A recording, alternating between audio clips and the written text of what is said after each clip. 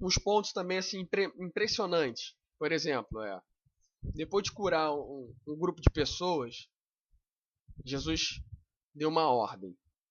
Ele ordenou, né, que eles não descessem a conhecer para que se cumprisse o que foi dito lá em Isaías.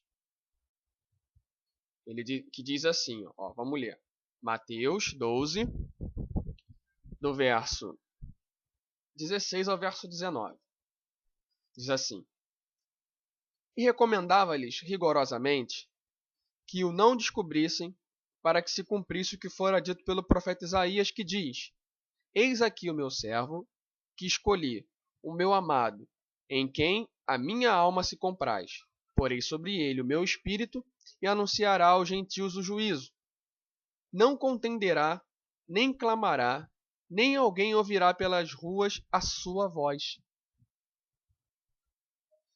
Ali, o escritor cita Isaías 42, do verso 1 ao verso 3, que diz assim: Eis aqui o meu servo, a quem sustenho, o meu eleito, em quem se apraz a minha alma. Pus o meu espírito sobre ele, ele trata a justiça aos gentios.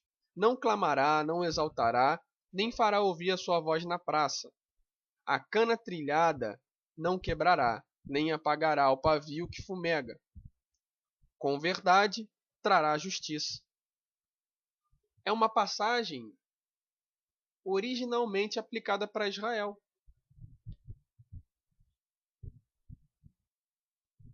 para o antigo Israel, cumprida em Jesus.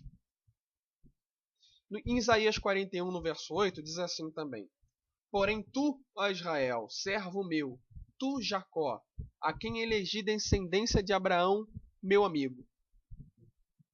A gente pode ver que Mateus, ele nos diz que é cumprido em Jesus Cristo. Quando Mateus cita Isaías, ele está mostrando que aquilo ali foi cumprido em Jesus. Que Jesus é o vencedor. E que Israel é vencer. O apóstolo Paulo ele também segue esse princípio na sua epístola, nas suas cartas. Ele também segue esse princípio. Ele aplica também essas declarações que são originais para Israel, nação, em Jesus Cristo. Ele diz lá, em Colossenses 1,15, o qual é a imagem do Deus invisível, o primogênito de toda a criação. Mas por que Paulo fala isso? Porque lá em Êxodo, capítulo 4, verso 22, está escrito assim: Então dirás a Faraó, assim diz o Senhor, Israel é meu filho, meu primogênito. Aí Paulo, em Colossenses 1,15, ele diz a mesma coisa. O primogênito de toda a criação, que é Cristo.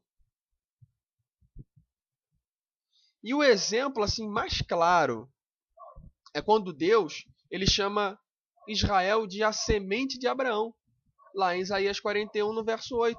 Vamos ler de novo. Que diz assim: Porém, tu, ó Israel, servo meu, tu, Jacó, a quem elegi descendência de Abraão, meu amigo. E mais tarde, Paulo escreve falando a respeito disso também. Que a semente de Abraão ela não se refere a muitos, mas para um que é Cristo. Está lá em Gálatas 3, no versículo 16, que diz assim: Ora, as promessas foram feitas a Abraão e a sua descendência. Não diz e as descendências, como falando de muitas, mas como de uma só. E a tua descendência, que é Cristo. Assim a gente descobre, irmãos, que repetidamente no Novo Testamento, as declarações que foram aplicadas para Israel nação, elas são aplicadas a Jesus Cristo. Que o Messias é agora a semente. Então Jesus, ele é a própria essência de Israel. Isso é uma verdade, assim, explosiva, meus irmãos. E muito clara. E isso não pode ser ignorado. Se a gente quiser entender realmente o papel e a identidade de Israel moderna, a gente não pode ignorar essa verdade, que Jesus é a essência de Israel. Israel literal, Israel nação, é Jesus. Que Israel nação falhou.